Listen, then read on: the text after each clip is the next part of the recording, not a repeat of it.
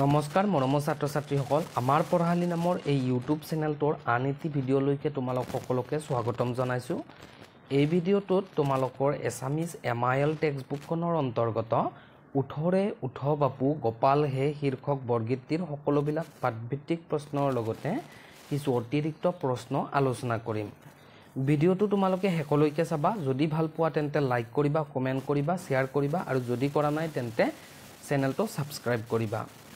এইখিনিতে তোমালোকক এটা কথা ক'ব খোজো যে আমাৰ এই চেনেলত তোমালোকে Assamese, English, education, political science, economics আদি সকলোবিলাক সাবজেক্টৰে উন্নত মানৰ ষ্টাডি নোটছ লাভ কৰিবা। গতিকে তোমালোকে আগলৈকে এই চেনেলৰ ভিডিঅ'সমূহ চাই থাকিবা। বলাচোন এতিয়া আমি প্ৰশ্ন উত্তৰসমূহ আলোচনা কৰোঁ আহা। ইয়াতে তোমালোকক আৰ্হি প্ৰশ্নত যিখিনি দিয়া আছিল কিতাপত ক নম্বৰত অতি চমু প্ৰশ্ন বুলি দিয়া আছিল তাৰ 1 নম্বৰ যেটো প্ৰশ্ন হেতু পঢ়িছো। মাধৱদেৱৰ জন্ম কত হৈছিল আৰু এই প্ৰশ্নটোৰ উত্তৰটো তোমালোকে লিখিবা যে মহাপুৰুষ মাধৱদেৱৰ জন্ম 1489 খ্ৰীষ্টাব্দত উত্তৰ লখিমপুৰৰ নাৰায়ণপুৰ অঞ্চলত হৈছিল। ঠিক আছে। তাৰ পিছৰ কোৱেশ্চনটো আমি চাইছো শংকৰদেৱ আৰু মাধৱদেৱৰ প্ৰথম সাক্ষাতক কি বুলি অভিহিত কৰা হয়। আনসাৰটো তোমালোকে লিখিবা শংকৰদেৱ আৰু মাধৱদেৱৰ প্ৰথম সাক্ষাতক লক্ষ্মীনাথ বেজবৰুৱাদেৱে মণিকাঞ্চন সংযোগ বুলি অভিহিত কৰিছে। পাঠৰ যিসমূহ প্ৰশ্ন উত্তৰ আছে সেইসমূহ খুবেই সহজ সৰল ভাষাত আছে, সেইকাৰণে মই সেইবিলাক বুজাই দিয়া নাই। তোমালোকে আনসাৰবিলাক ইয়াৰ পৰা লিখি ল'বা। ঠিক আছে। এতিয়া আমি 3 নম্বৰ প্ৰশ্নটো চাইছো। 3 নম্বৰ প্ৰশ্নটোত কি সোধা হৈছে যে কোনখন গ্ৰন্থক মাধৱদেৱৰ সাহিত্যিক জীৱনৰ কীৰ্তিস্তম্ভ বুলি কোৱা হয়। উত্তৰটো চাবা মাধৱদেৱ বিৰচিত নামঘোষাক তেখেতৰ জীৱনৰ কীৰ্তিস্তম্ভ বুলি কোৱা হয়। তাৰ পিছত আমি 4 নম্বৰ প্ৰশ্নটো চাইছো। 4 নম্বৰ প্ৰশ্নত তোমালোকক কি সুধিছে মাধৱদেৱে কিমানটা বৰগীত ৰচনা কৰিছিল। ইয়াৰ উত্তৰত তোমালোকে লিখিবা যে মাধৱদেৱৰ দ্বাৰা বিৰচিত বৰগীতৰ সংখ্যা 157টা। ঠিক আছে। তাৰ পিছত চাবা 5 নম্বৰটো উঠৰে উঠ বাপু গোপাল হে বৰগীতটো কি ৰাগত বন্ধা। উত্তৰটো লিখিবা যে উঠৰে উঠ বাপু গোপাল হে বৰগীতটো কৌ ৰাগত বন্ধা। তাৰ পিছত এতিয়া 6 নম্বৰত চমু প্ৰশ্ন বুলি দিয়া আছে। তোমালোকক এই প্ৰশ্নসমূহ 2 নম্বৰ বা 3 নম্বৰৰ কাৰণে থাকিব, সেইখিনি চাবা। এতিয়া তাৰ যেটো 1 নম্বৰ হেতু কি দিয়া আছে যে বৰগীত কাক বোলে। বৰগীতৰ বিষয়বস্তু কেইটা ভাগত ভগাব পাৰি ভাগসমূহ উল্লেখ কৰা। উত্তৰটো চাবা। এতিয়া বৰগীতসমূহ হৈছে শ্ৰীমন্ত শংকৰদেৱ আৰু মাধৱদেৱৰ ব্ৰজাৱলী ভাষাত ৰচনা কৰা উচ্চ আধ্যাত্মিক ভাৱসম্পন্ন আৰু ভগৱানৰ মাহাত্ম্য প্ৰকাশক গীত। তাৰপিছত পেৰাগ্ৰাফ চেঞ্জ কৰিবা বৰগীত নামটো অৱশ্যে মহাপুৰুষ দুজনাই দিয়া নাম নহয়, পৰৱৰ্তী বৈষ্ণৱ ভক্তসকলেহে উক্ত নামকৰণ কৰিছে। বৰগীতৰ বিষয়বস্তুক বৈষ্ণৱসকলে 6টা বিষয়ত ভাগ কৰিছে।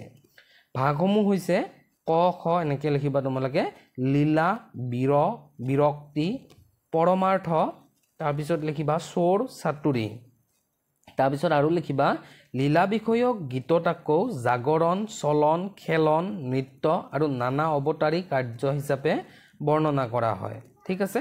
এইখিনিলৈকে লিখি দিবা তোমালোকে। তাৰপিছত এতিয়া আমি 2 নম্বৰ প্ৰশ্নটো চাইছো। ডক্টৰ বাণীকান্ত কাকতিয়ে গীতবোৰক কিয় নবল নাম্বাৰছ বুলি কৈছে। এতিয়া উত্তৰটো চাবা মহাপুৰুষ দুজনাৰ অমূল্য কীৰ্তি বৰগীতসমূহৰ ৰাগ, তাল, সাংগীতিক ভাষা আদিৰ অন্তৰালত লুকাই থকা গভীৰ আধ্যাত্মিক ভাৱ প্ৰবাহৰ প্ৰতি লক্ষ্য ৰাখি ডক্টৰ বাণীকান্ত কাকতিদেৱে এই গীতসমূহক নবল নাম্বাৰছ আখ্যা দিছে।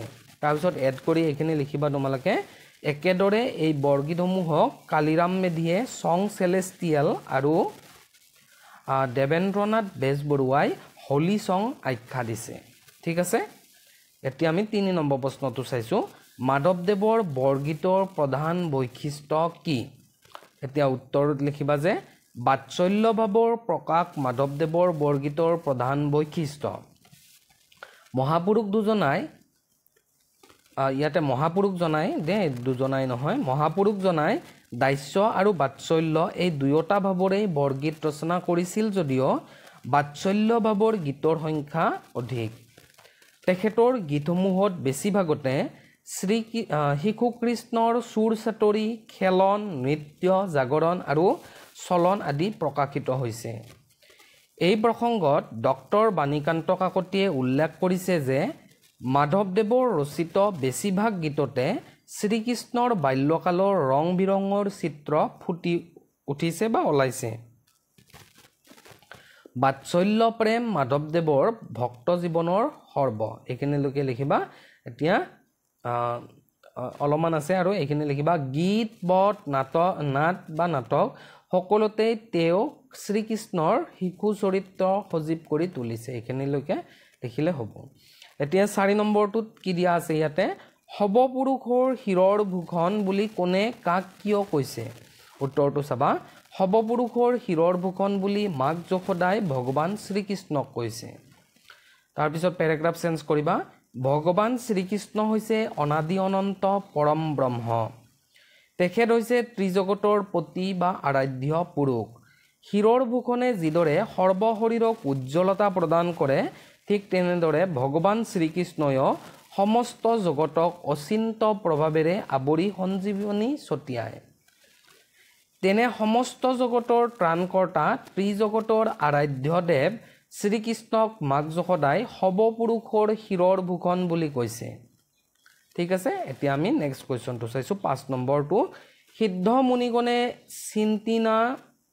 চিন্তি না পাৱে হো হৰি যশোৱা ক'লে সিদ্ধ মুনিগণে নপোৱা হৰিক যশোদাই কিহৰ বলত পুত্ৰ ৰূপে পালে বুজাই লিখা উত্তৰটো চাবা ভক্ত আৰু ভগৱানৰ মাজত এক স্বৰ্গীয় দৈবিক সম্বন্ধ আছে পৰম পুৰুষ ভগৱন্ত হৈছে ভগৱানৰ একান্ত ভক্তিৰ অধীন সেয়েহে ভগৱানক ভকতৰ বৈশ্য বুলি কোৱা হয় পৰম কৃষ্ণৰ আৰাধিকা যশোদাৰ মন প্ৰাণ একান্ত মনে শ্ৰীকৃষ্ণৰ ভক্তিত সমৰ্পিত তেওঁৰ সেই ভক্তিৰ বশ হৈ পৰম দয়ালু ভগৱানে সাধাৰণ শিশুৰূপে তেওঁৰ ওচৰত ধৰা দিছে ভক্তই একান্ত ভক্তিৰে ভগৱানক যি ৰূপত বিচাৰে সেই ৰূপতে লাভ কৰিব পাৰিছে সেয়েহে সিদ্ধ মুনি ঋষিসকলে বহুত ধ্যান আৰু সাধনাৰ পাছতো যিজন ভগৱান শ্ৰীকৃষ্ণক বিচাৰি নাপায়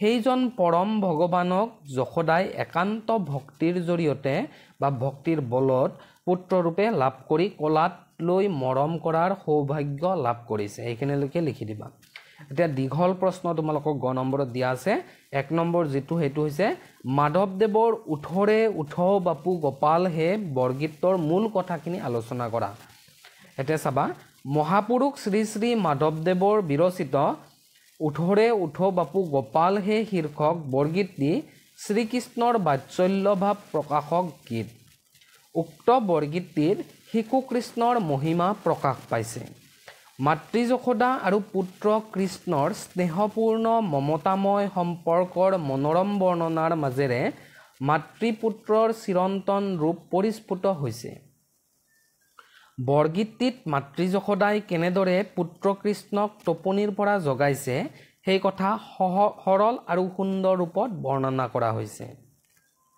তাৰপিছত লিখিবা মাক যশোদাই মৰমতে কৃষ্ণক বাপু কমল নয়ন প্ৰাণধন আদি বুলি সম্বোধন কৰি টোপনিৰ পৰা উঠিবলৈ কৈছে পুত্ৰ কৃষ্ণক বুকুত বান্ধি কোলাত তুলি লৈ বাৰে বাৰে মৰমতে চুমা খাইছে ইয়াৰ সমান্তৰালভাৱে গোপাল গোবিন্দ আদি সম্বোধনৰ দ্বাৰা ভগৱান শ্ৰীকৃষ্ণৰ প্ৰতি মাক যশোদাৰ ভক্তিভাৱ প্ৰকাশ পাইছে এইদৰে মাতৃপুত্ৰৰ মধুৰ সম্পৰ্কৰ লগত শ্ৰীকৃষ্ণৰ দৈহিক ৰূপ আৰু মাহাত্ম্যৰ কথা প্ৰকাশিত হৈছে শ্ৰীকৃষ্ণ হৈছে ত্ৰিজগতৰ পতি সমস্ত জগতৰ প্ৰাণকৰ্তা সিদ্ধমুনি ঋষিসকলে যাক বহু ধ্যান বহু সাধনাৰ অন্তত বিচাৰি নাপায় সেইজন পৰম ব্ৰহ্মক যশোদাই পৰম ভক্তিৰ বলত নিজ পুত্ৰৰূপে লাভ কৰিছে আৰু সাধাৰণ শিশুৰ দৰে কলাত তুলি মৰম কৰিবলৈ সৌভাগ্য লাভ কৰিছে ইয়াৰ জৰিয়তে মাধৱদেৱে ভক্তিৰ শ্ৰেষ্ঠত্ব প্ৰতিপন্ন কৰি ভগৱান যে ভক্তিৰ অধীন সেয়া প্ৰতিফলিত কৰিবলৈ প্ৰয়াস কৰিছে এইখিনিলৈকে লিখি দিবা এতিয়া আমি 2 নম্বৰটো চাইছো বৰগীতৰ মাজেৰে যশোদাৰ মাতৃস্নেহ কিদৰে প্ৰকাশিত হৈছে বুজাই লিখা। এতিয়া উত্তৰটো চাবা। উঠৰে উঠ বাপু গোপাল হে শীৰ্ষক বৰগীতটোৰ মাজেৰে শ্ৰী শ্ৰী মাধৱদেৱে মাতৃ যশোদা আৰু পুত্ৰ কৃষ্ণৰ মধুৰ সম্পৰ্ক সুন্দৰ ৰূপত উজ্বলাই তুলিছে। যশোদাৰ কাম কাজ মাত কথা আদি সকলোতে মাতৃস্নেহ সিক্ত হৈ পৰিছে। আন্ধাৰ আঁতৰি পৃথিৱী আলোকময় হোৱা দেখি মাক যশোদাই শোৱাপাতিত থকা কৃষ্ণক জগাবলৈ লৈছে। শুই থকা কৃষ্ণক মাকে মৰমতে বাপু, নয়ন, কমল, নয়ন, প্ৰাণধন আদি সম্বোধন কৰি মাতিছে আৰু টোপনিৰ পৰা সাৰ পাবলৈ খাটনি জুৰিছে। বাৰে বাৰে জগোৱাৰ পিছতো সাৰ নোপোৱা দেখি যশোদাই পুত্ৰ কৃষ্ণক কোলাত তুলি লৈছে। সকলোৰে আৰাধ্য শ্ৰীকৃষ্ণক বুকুত বান্ধি লৈ মৰমতে চুমা খাইছে আৰু এনে কৰিবলৈ পাই যশোদা গৌৰৱান্বিত হৈছে। তাৰপিছত পেৰেগ্ৰাফ চেঞ্জ কৰিবা। এইদৰে বৰগীতটিত মাতৃস্নেহৰ ভাৱ প্ৰকাশিত হৈছে। ঠিক আছে, এইখিনি লিখি দিবা। তাৰপিছত 3 নম্বৰ যিটো প্ৰশ্ন আছে সেইটো চাবা তোমালোকৰ। বৰগীতৰ মাজেৰে শ্ৰীকৃষ্ণৰ মানৱীয় আৰু ঐশ্বৰিক ৰূপ কিদৰে পৰিস্ফুট হৈছে আলোচনা কৰা। এতিয়া চাবা উত্তৰটো। শ্ৰী শ্ৰী মাধৱদেৱ বিৰচিত উঠৰে উঠ বাপু গোপাল হে শীৰ্ষক বৰগীতৰ মাজেৰে শ্ৰীকৃষ্ণৰ মানৱীয় আৰু ঐশ্বৰিক ৰূপৰ বৰ্ণনা অতি সুন্দৰভাৱে প্ৰকাশ পাইছে। লগতে প্ৰকাশ পাইছে ভগৱান শ্ৰীকৃষ্ণৰ শিশুকালৰ নানা ক্ৰিয়াকলাপৰ মনোমুগ্ধকৰ বৰ্ণনা।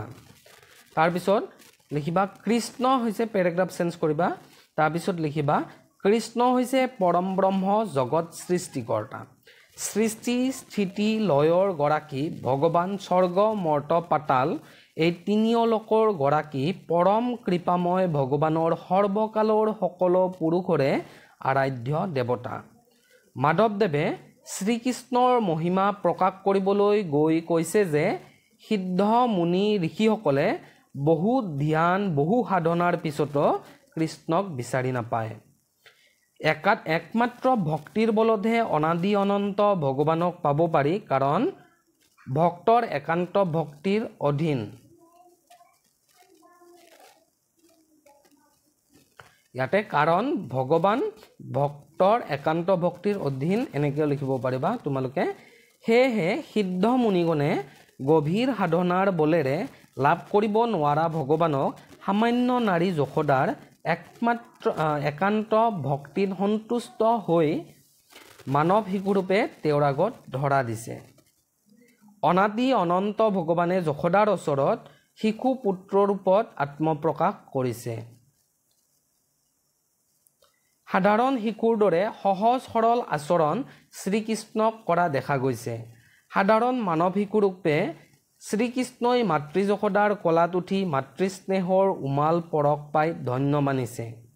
মাধৱদেৱে এইদৰে মাতৃপুত্ৰৰ মধুৰ সম্পৰ্কৰ বৰ্ণনা কৰাৰ লগতে কৃষ্ণৰ ঐশ্বৰিক ৰূপ আৰু মাহাত্ম্যৰ কথাও বৰগীতটিত প্ৰকাশ কৰিছে। তাৰপিছত লিখিবা 4 নম্বৰ যিটো দীঘল প্ৰশ্ন সেইটো।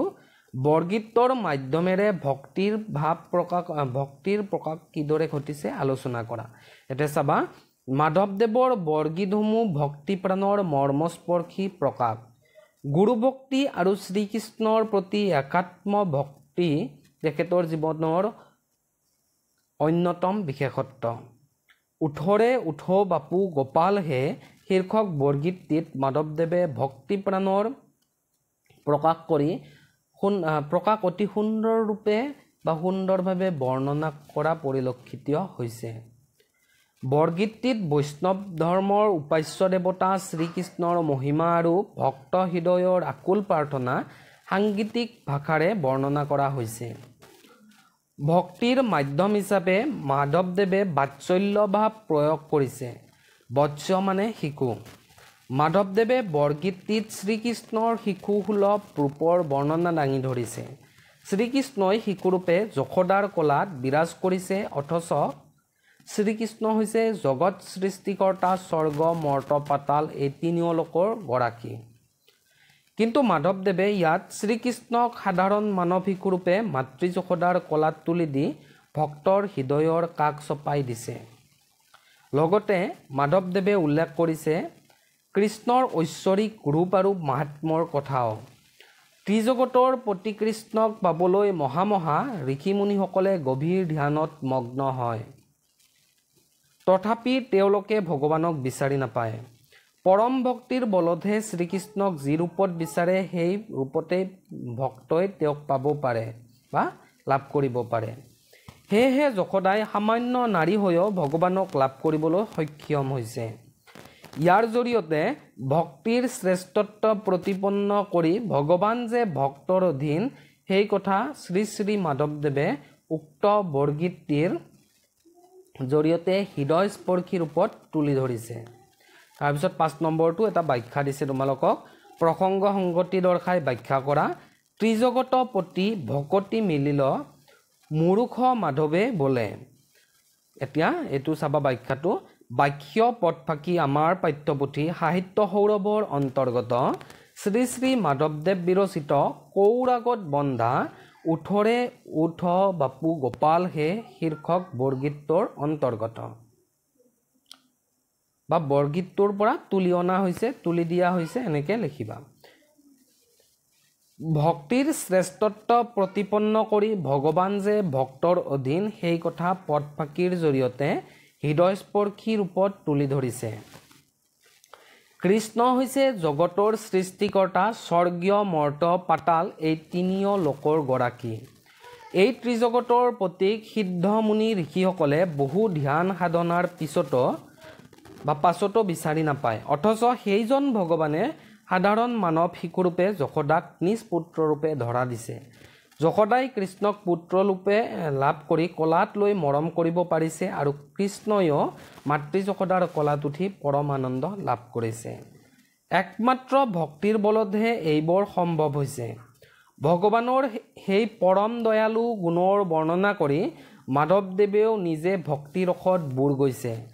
আত্মলক্ষিমা ভাৱেৰে মাধৱদেৱে নিজকে মূৰুখ বুলি কৈছে আৰু কৃষ্ণ ভক্তিত নিমজ্জিত হৈ পৰিছে। এইখিনিলৈকে তোমালোকৰ যিখিনি পাঠভিত্তিক প্ৰশ্ন আছিল সেইখিনি। ইয়াৰ পিছত কেইটামান অতিৰিক্ত চমু প্ৰশ্ন দিয়া হৈছে, সেইকেইটা চাবা। শংকৰদেৱৰ প্ৰিয় আৰু প্ৰধান শিষ্যগৰাকীৰ নাম লিখা। উত্তৰটো কি হ'ব? শংকৰদেৱৰ প্ৰিয় আৰু প্ৰধান শিষ্যগৰাকী হৈছে মাধৱদেৱ। তাৰপিছত লিখিবা শংকৰদেৱ আৰু মাধৱদেৱে কোনটো ধৰ্ম প্ৰচাৰ কৰিছিল? সেইটো চাবা। শংকৰদেৱ আৰু মাধৱদেৱে একশৰণ বৈষ্ণৱ ধৰ্ম প্ৰচাৰ কৰিছিল। 3 নম্বৰ যিটো প্ৰশ্ন সেইটো চাবা। মাধৱদেৱে বাল্মীকিৰ দ্বাৰা ৰচিত ৰামায়ণৰ কোনটো কাণ্ড অনুবাদ কৰিছিল? এতিয়া চাবা মাধৱদেৱে বাল্মীকিৰ দ্বাৰা ৰচিত ৰামায়ণৰ আদিকাণ্ড অনুবাদ কৰিছিল। তাৰপিছত চাবা ত্ৰিজগতৰ পতি বুলি কাক বুজোৱা হৈছে? উত্তৰটো লিখিবা ত্ৰিজগতৰ পতি বুলি ভগৱান শ্ৰীকৃষ্ণক বুজোৱা হৈছে। বৈষ্ণৱসকলৰ মতে তেখেত হৈছে স্বৰ্গ, মৰ্ত আৰু পাতাল এই তিনিও লোকৰ অধিপতি। 5 নম্বৰ যিটো প্ৰশ্ন সেইটো চাবা। মাধৱদেৱৰ দ্বাৰা ৰচিত 2খন নাটকৰ নাম লিখা। উত্তৰটোত লিখিবা মাধৱদেৱৰ দ্বাৰা ৰচিত 2খন নাটক অৰ্জুন ভঞ্জন আৰু ভূমি লুটোৱা। 6 নম্বৰটো চাবা। বৰগীতবোৰ কোনে কি ভাষাত ৰচনা কৰিছিল? উত্তৰটো লিখিবা যে বৰগীতসমূহ শ্ৰীমন্ত শংকৰদেৱ আৰু শ্ৰী শ্ৰী মাধৱদেৱে ব্ৰজাৱলী ভাষাত ৰচনা কৰিছিল। তাৰপিছত 7 নম্বৰ যিটো প্ৰশ্ন, উঠৰে উঠ বাপু বুলি কোনে কাক টোপনিৰ পৰা জগাইছে? উঠৰে উঠ বাপু ইয়াত মাক যশোদাই পুত্ৰ কৃষ্ণক বাপু বুলি সম্বোধন কৰি টোপনিৰ পৰা জগাইছে। আজিৰ এই ভিডিঅ'টোত ইমানখিনি আমি কুৱেশ্যন আনচাৰ আলোচনা কৰিছোঁ। তোমালোকে ইয়াৰ উপৰিও তোমালোকৰ কুৱেশ্যন বেংকত যিসমূহ শ্বৰ্ট কুৱেশ্যন আছে সেইসমূহ কৰিবলৈ যত্ন কৰিবা। তেতিয়াহ'লে তোমালোকৰ যিটো প্ৰিপাৰেশ্যন সেইটো ভাল হ'ব বুলি মই আশা কৰিছোঁ আৰু এই ভিডিঅ'টোৰ দ্বাৰা তোমালোক উপকৃত হোৱা বুলিও মই আশা কৰিছোঁ। আজিলৈকে ইমানে, ধন্যবাদ।